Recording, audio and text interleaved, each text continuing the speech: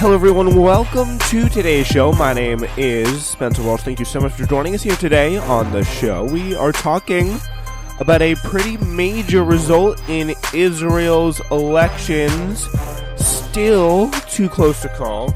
California now no longer being allowed to regulate their own air quality. Why? I don't know. And a proposal by New Mexico to offer free college tuition. That sounds quite wonderful. So, yeah, alright. Happy Wednesday, everybody. We're humping through the week. And, yeah, I'm talking an Australian accent today. So, yeah, but we're going to take a trip over to Israel. I'm not going to do an Israeli accent because I just don't want to get into that. But, yeah, so anyway, the country's election, it still remained too close to call today. A setback for Prime Minister Benjamin Netanyahu, who was seeking enough support to form a majority coalition government. Says their first, this is actually, it's kind of insane because this is their second election in what is 5 months, really, because the last election was too close.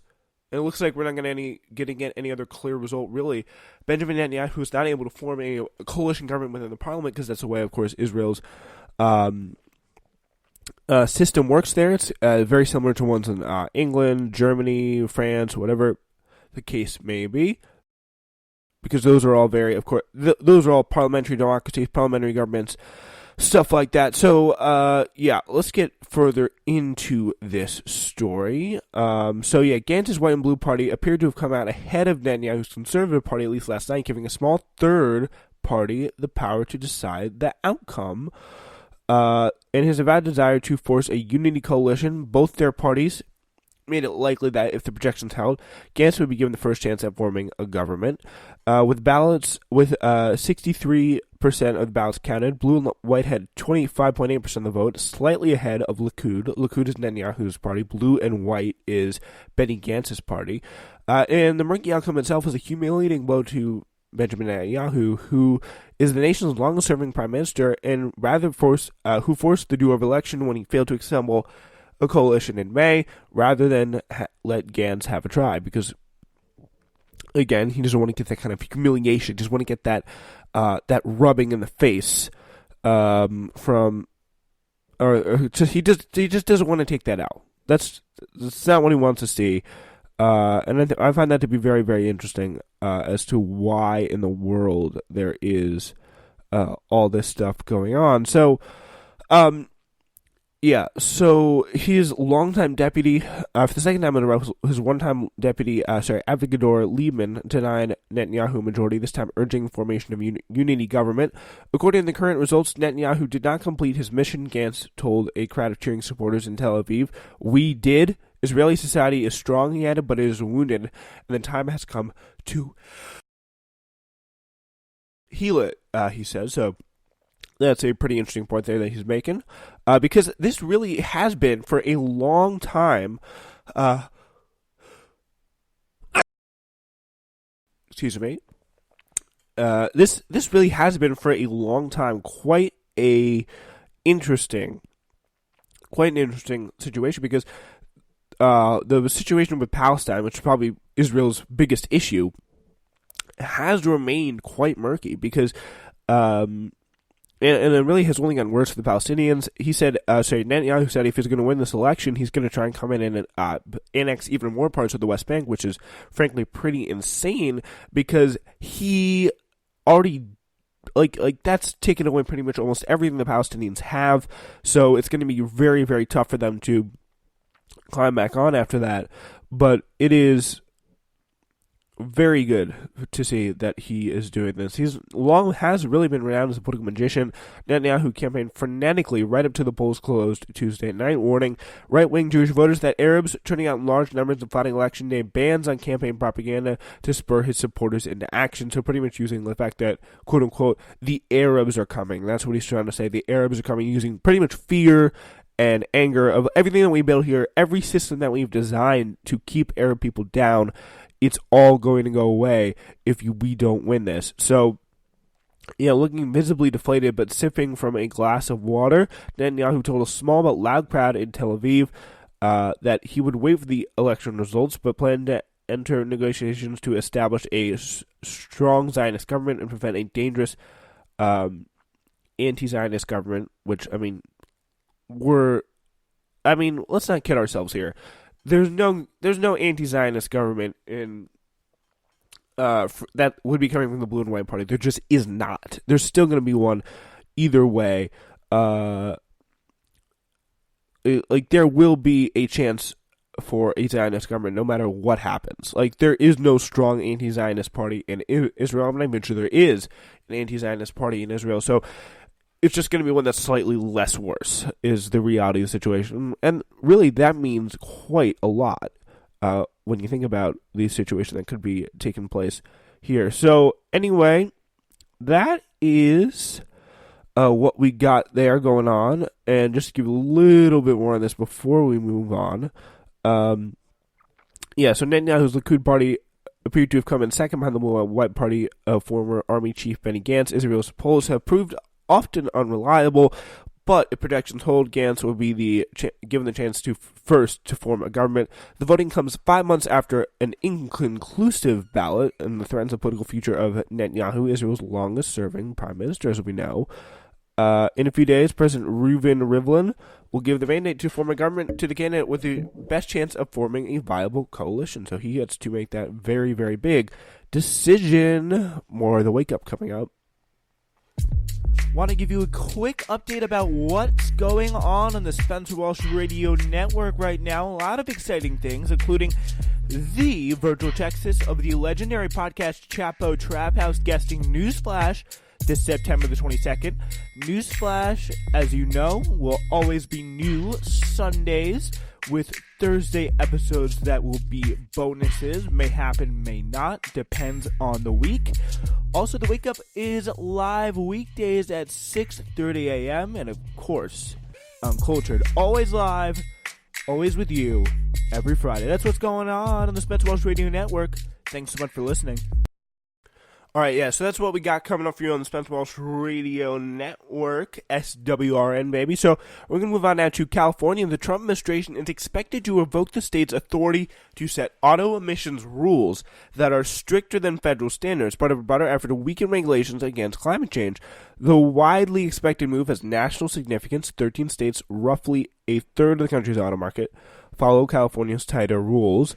So California's promised to fight the change all the way to the Supreme Court. The outcome could split the domestic vehicle market, a nightmare scenario for automakers that would see some states adhering to stricter standards than others, which means more confusion, more division, really less synchronization from what they really wanted to do. So it is quite not really a big surprise that is the case, but they're definitely going to want to. But the question is, I just don't get it. Why? If California wants to do that, what is the problem with them not being able to do that? It just does not make any sense to me. Why can they not do that? Why can they not have a say?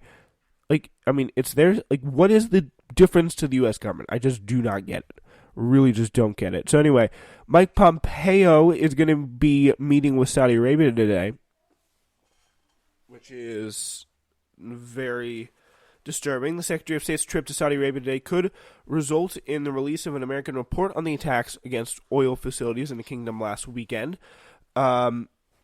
American investigators have been studying satellite imagery and analyzing missile and drone parts in an effort to bolster the U.S. claim that Iran was responsible. One theory is that missiles were launched from Iran but programmed to fly through Iraqi airspace, so that's what some people are saying. Of course, whenever something like this happens, there's a whole variety of theories on the matter, so there is no straight telling for sure of the situation of what happened here. So that's tough. Something that they're definitely really going to have to deal with. And let's dive a little bit deeper into this story. Now, Analysts are poring over satellite imagery, and perhaps the most important forensic analysis is underway of the missile and drone parts from the attack sites. The Saudis have recovered pristine circuit boards from one of the cruise missiles that fell short of its target, providing forensic specialists the possibility of tracing the missile's point of origin, according to a senior American official briefed on intelligence. So it's very interesting. It's very interesting how it fell short. It's very interesting how it was able to be so... It was able to be so pristine and untouched. Obviously, we want to question pretty much everything that happens here, because we never know with these people who run this intelligence service that we call the FBI, the CIA, whatever. Just anything from the government. I think it's always really worth questioning and asking again and again and again, why is this the case? I think it's just one of the biggest and most important parts of really looking at some of these stories. But because we could really go to war off of this. And we talked about this, what would happen if we did yesterday. It was kind of just meant to be a little bit of a thought experiment there for you. See what could happen with the red and the blue in the war game simulation. One theory gaining traction among American officials is that cruise missiles were launched from Iran and programmed to fly across the northern Persian Gulf through Iraqi airspace instead of directly across the Gulf, where the United States has much better surveillance, one senior official said. In the hours before the attacks, American intelligence detected unusual activity at military bases in southwest Iran that would be consistent with preparations for strikes, another senior American official said. So again, that's kind of what they're thinking. It'd be interesting to see what comes out of this and who gets the finger pointed at them, and especially what gets done about it. A very interesting story for people my age. New Mexico, the state's set to introduce a plan today that would make tuition in its public colleges and universities free for all residents, regardless of family income. So that's good. The proposal, which still needs legislative approval, is one of the boldest state-led efforts to address the rising cost of higher education. New Mexico would cover much of the outlay using oil revenues, so that's what they got going on, and taxing at least from them, which is pretty cool. But what really universities are in New Mexico, I don't know, but the move comes again as American families grapple with the rising costs of higher education, as discussions about free public college gain momentum in state legislatures and, of course, on the debate stage.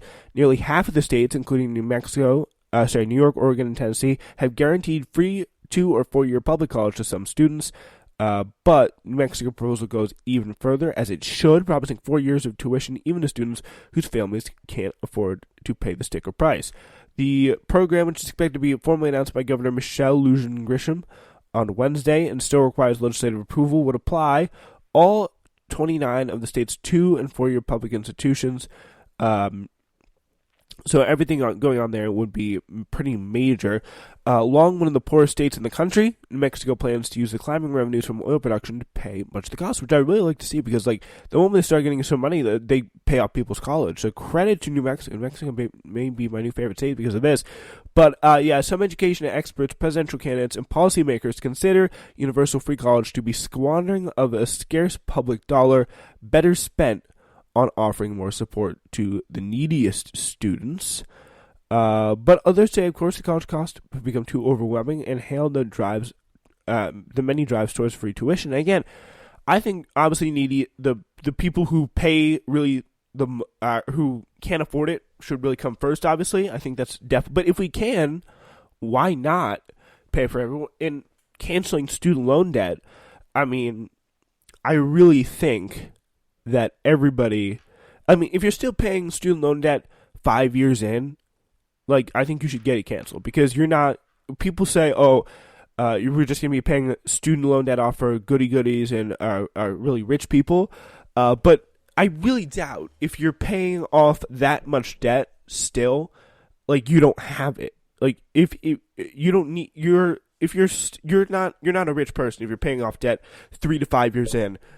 And I think you should really be able to deserve to pay it off. Yeah, so Caitlin Zaloom, who is a cultural anthropologist at NYU, who's researched the impact of college costs on families, says, I think we're at a watershed moment. It used to be that a high school degree could allow a young adult to enter into the middle class. We are no longer in that situation, that's for damn sure. We don't ask people to pay for fifth grade. We also should not ask people to pay for sophomore year.